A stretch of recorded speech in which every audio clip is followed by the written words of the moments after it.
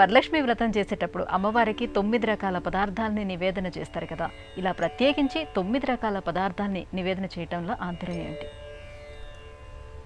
అమ్మవారికి 9 రకాల పదార్థాలు నివేదన చేస్తే మనందరికీ ఇన్ని పదార్థాలు లభిస్తాయి కదా అని వచ్చిన చుట్టాలు, బంధువులు, మిత్రులు అందరూ ఎదురు చూస్తూ ఉంటారు. 9 రకాలు ఉంటే మంచిదే కదా. అమ్మవారికి 9 రకాలు ఎందుకంటే ఇప్పుడు వరలక్ష్మి అనబడే ఆమె ఆదిపరాశక్తి అనే విషయం తెలుస్తుంది. వరములను ఇచ్చి దాని ద్వారా మనందరినీ లక్ష్మీవంతులుగా చేసేది, ఆయా రంగాల్లో మనందరినీ ముందుకు తీసుకువెళ్ళేటువంటిది. కాబట్టి గృహానికి కేంద్రం మహిళ కాబట్టి ఆమె చేసే దాని ద్వారా ఆ గృహం మొత్తానికి అందులో ఉండే మనుషులు అందరికీ కూడా వారి వారి వృత్తులు వాటన్నిటిలోనూ వాళ్ళందరినీ కూడా శక్తిమంతులుగా చేస్తుంది అనే ఉద్దేశం. కాబట్టి అమ్మవారు శ్రీచక్ర స్వరూపిణి అయినటువంటి శ్రీమాతకు నవావరణములు అని ఉంటాయి. నవావరణ అర్చన చేస్తాం అంటే బిందు రూపిణి అయి ఉన్నటువంటి అమ్మవారి దగ్గరికి మనం వెళ్ళటానికి 9 ఆవరణలు దాటి వెళ్తాం.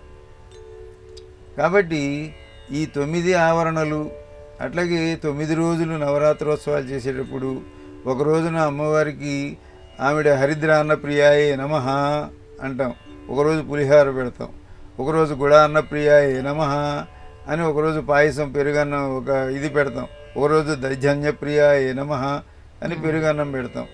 ఇట్లా పొంగలి, పాయసం, పెరుగన్నం ఇవన్నీ కలిపితే 9 అవుతాయి. కనుక ఆ రోజు మనం కట్టుకునే తోరానికి కూడా 9 ముళ్ళే వేయమన్నారు, నవగ్రంథి. కనుక ఈ 9, 9, 9 ఇవన్నీ ఏం చెప్తాయంటే నీవు ఒక వరలక్ష్మి, నీవేదో కోరుకుంటావు, నీ మా ఇల్లు కలకల్లాడాలి, అందరికీ బాగా ఆదాయం రావాలి, మంచి మార్కులు రావాలి, ఇవన్నీ ఉంటాయి. కాబట్టి లక్ష్మీ స్వరూపంగా వరలక్ష్మిగా చేసినప్పటికీ ఆ వరలక్ష్మి ఎవరు అంటే ఆమె ఆదిపరాశక్తి.